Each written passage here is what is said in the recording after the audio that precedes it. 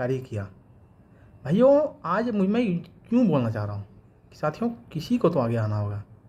मैं चाहता हूँ कि बिहार में जो बढ़ रही है बाढ़ की समस्या, उसके ऊपर भी बातें करूँ, लेकिन आप मतलब कोई तो तैयार हो जाओ।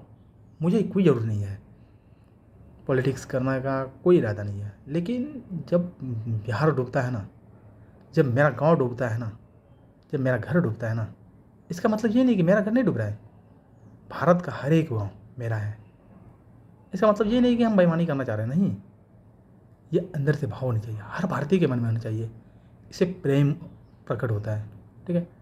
इसी प्रकार बिहार का जो भागलपुर क्षेत्र है, मुंगेर, कटिहार, पूर्णिया, ये सारे के सारे डूब जाते हैं। इसका मतलब सारे भागलपुर ही नहीं डूब जाते हैं। मैंने तो पिछले साल इंजीनियरिंग कॉलेज को भी डूबते हुए देखा है। भाइयों, ये दर्द जो है ना, बहुत भयंकर है। और यदि हो सके बिहार सरकार तक यदि हमारी ये मैसेज पहुंच रही हो, संदेश पहुंच रही हो, तो आप लोग ज़रूर पहुंचाएंगे। क्योंकि बाढ़ के मुद्दे पर अगर हम बात ना करें, हम का मतलब ये नहीं कि हमें हमेशा बोलता हूँ हम भाई, हम का मतलब ये नहीं होता है। हम का मतलब प्रत्येक बिहारी हम है। मैं का मतलब प्रत्येक बिहारी मैं हूँ, ये होना चाहिए। जिस दिन मैं सबके अंतर्गत में पहुँच जाएगा ना, उस दिन से डेवलप, उस दिन से विकास को कोई रोक नहीं सकेगा। क्योंकि बाढ़ के मुद्दे को नहीं उठाओगे ना, हर साल बजट निकाला जाता है बाढ़ के लिए, क्यों ना एक साल उसी बजट को निकाल करके बाढ़ को मुक्त के लिए निकाल दिया जाए। मैंने ये भी पाया है कि कहता आधा बिहार जो है ना बाढ़ से परेशान है, आधा बिहार सूखा से परेशान है। तो इनमें सरकार को क्या करना चाहिए?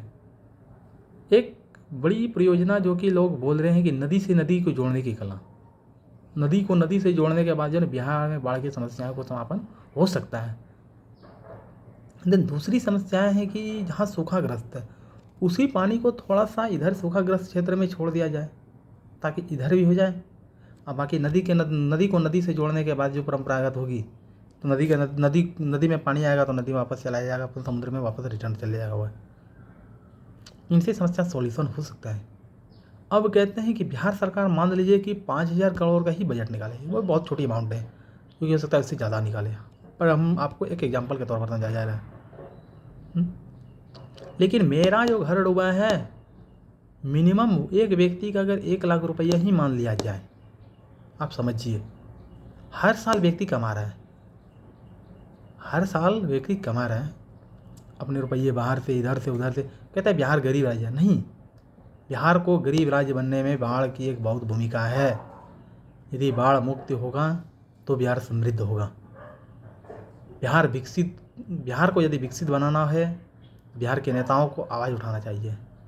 और मैं तो कहता हूँ 2025 चल रहा है, अब कुछ महीने बाद आपके यहाँ चुनाव भी है।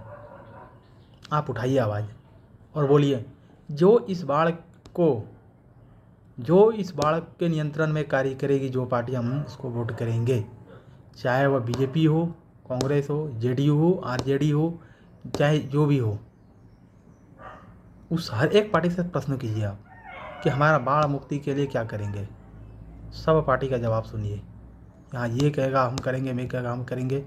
आप उसके बाद आप जो है एनालिसिस कीजिए कि हाँ कौन कर सकता है। आप हर एक व्यक्ति को कहिएगा, आप अगर बाढ़ के लिए अगर हम कुछ कर दीजिएगा तो हम आपको वोट देंगे, अन्यथा नहीं देंगे।